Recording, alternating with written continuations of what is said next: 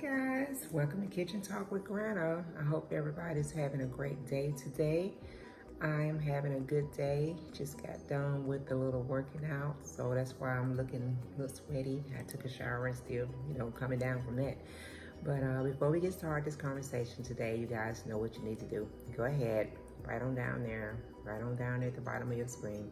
Go ahead, take care of your thumbs up button. Go ahead, take care of your share button. Share my video with all your family and friends. If you have not become a follower of Granna and just checking me out for the first time, go ahead and hit that subscribe button and become one of my followers. Okay.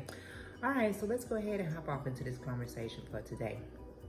You know, there are continually information popping up about the Breonna Taylor case. You know, about a month ago, the Attorney General in Kentucky, presented his information to the grand jury for them to,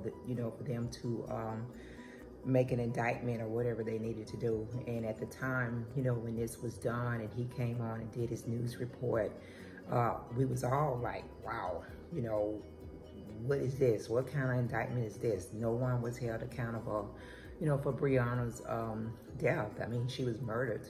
So no one, was held accountable. And we all, I know I have been trying to figure out how did this happen? How did these policemen get off with a slap on the wrist? And the one that they did charge, why did he only get charged with a one arrest, for shooting in someone else's apartment?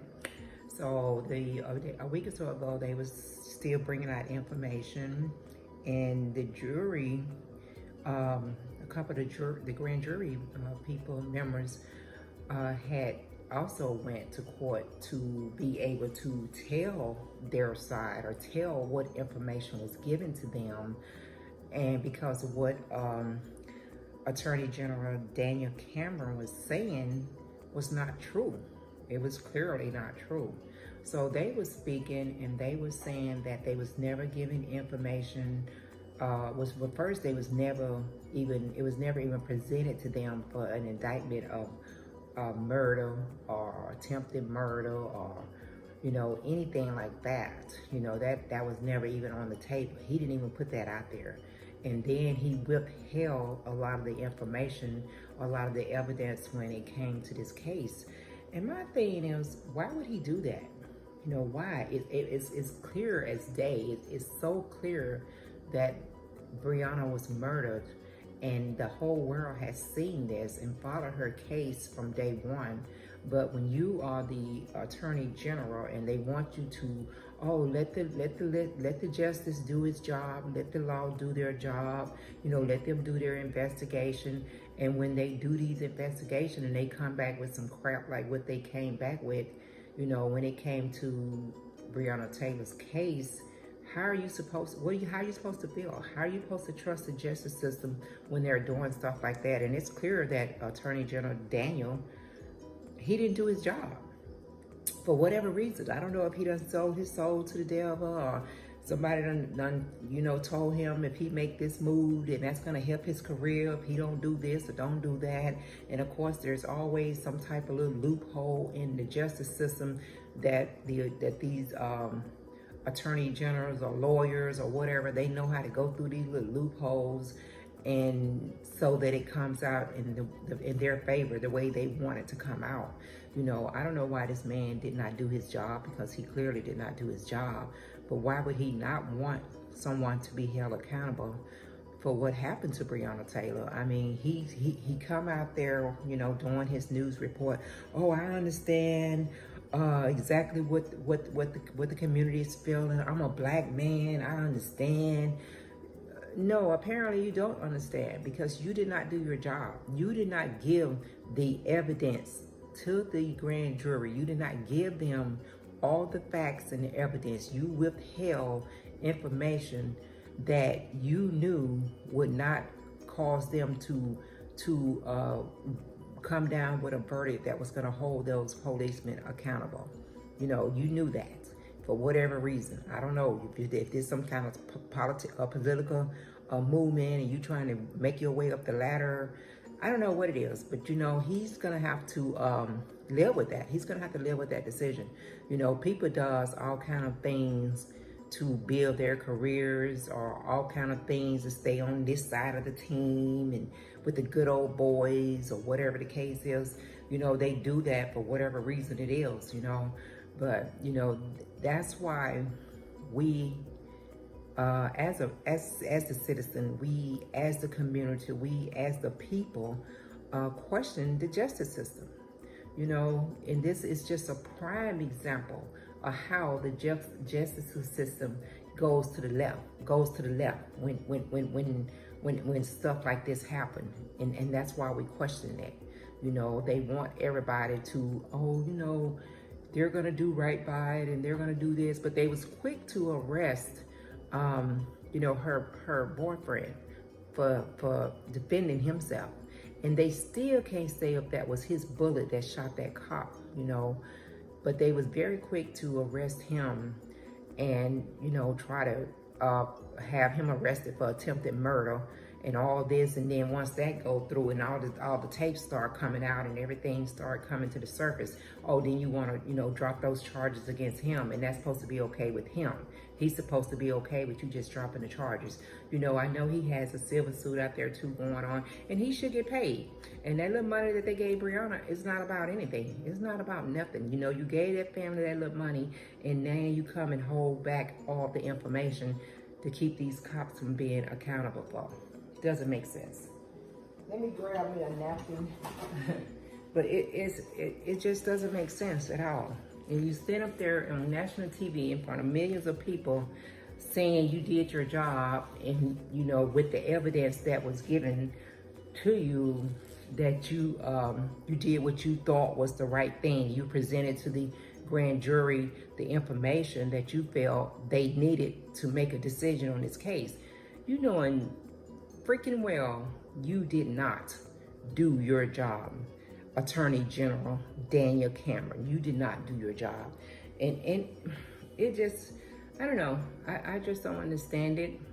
You know, like I said, I don't know, he has a conscience, he see it, he know what happened.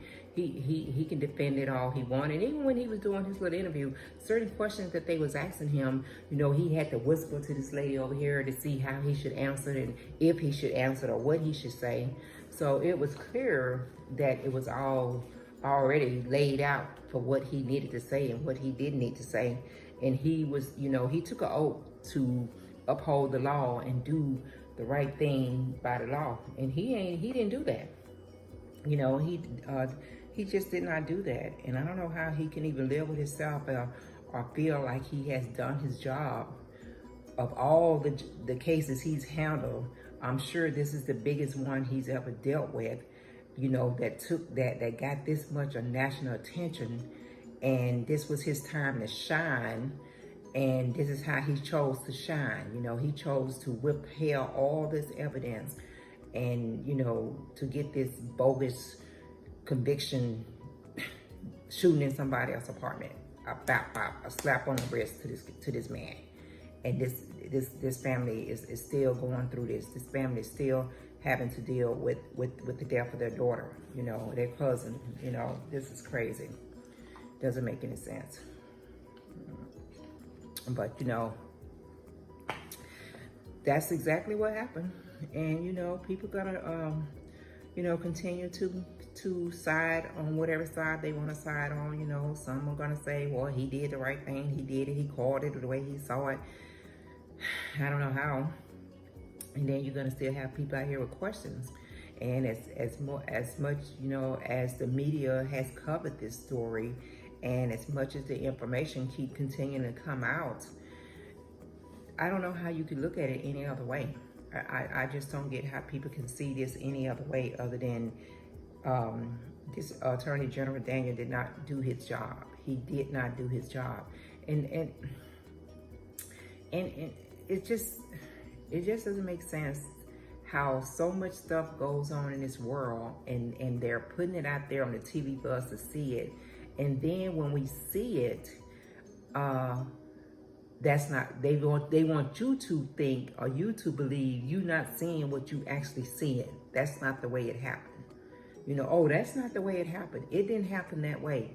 But we're looking at this, and we're going by only what they're putting out there. And then months and months later, that you still got other information that's coming out there that's showing you what you saw is what you saw, you know. So it's just crazy. I don't understand it. I don't know why this man did what he did. He did not do his job. I don't know for what reason. You know, he stood on national TV and told a bold-faced lie that he presented all the evidence to them.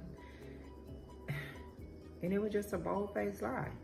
You know, and I already knew. I questioned it once they put it out there. Once he said it, once it came out of his mouth. Oh, we're holding this officer, you know, he's being indicted. He's being charged with 3 counts of warrant arrest. What? You know, that, you know, and I know I'm not the only one that felt that way or was kind of just thrown for a back when, you know, when he said that. And we knew that something had to go wrong in between him gathering this information and taking it to the grand jury. What happened in between that? Why did they come up with this decision? And that was the main thing that we all have been trying to figure out. How did they come up with that only? Did they not see all these bullets? Did they not see her apartment when they showed, you know, the cops walking through the apartment and you know, did they not see all this stuff? Did they not see that this girl was shot 6 times? Somebody shot her 6 times. It was not her boyfriend, because they already, you know, he was trying to protect her and had pulled her down once he, you know, made that one shot. So where did those 6 bullets come from? You know, did they not get any of that information? None of that was given. No pictures showing of her apartment, how it was shot up. The only pictures that they showed them was the pictures of the apartment next to her with the bullet holes going through the wall. What? I mean, what did he take to them? He took nothing to them. He took only enough information to them to get the indictment or the verdict that he wanted, or what his team wanted him to get. That's the only information that he gave them. And it's just not right. And everybody that was involved on his team, they're all gonna have to answer for that. You know, one day, even if when it comes down to their judgment day, they're gonna have to answer for their wrong in handling this situation, this case, this murder of Breonna Taylor. They're gonna have to be accountable for that. And even the cops that got off, they think they got off life free, but you can't change what's in your conscience. You can't change what's in your mind. You can't change the fact that you know you killed this girl. You killed her. So they can give them a slap on the wrist all they want. That's something they're gonna have to deal with, and eventually their conscience is gonna eat them up, and they're gonna have to face it. You know, it's just crazy. But I just wanted to, you know, just throw that little bits out there and see if you guys still been following the Breonna Taylor story. And, you know, if you have any comments on it, that's just my opinion and what I've seen. But if you have any comments on it, you know, drop me a line. Let me know what you think about it, okay? Before I get up out of here, guys, we are a week away from the election. A week away. You guys got to get out there and vote because of situations like this. This is a prime situation that should make you want to vote. So make sure you go out there, you put your vote in, make sure you're being safe, make sure you're wearing your mask. And guys, just have a great day and just be kind to everybody that you come in contact with. I'm going to catch you guys next time around.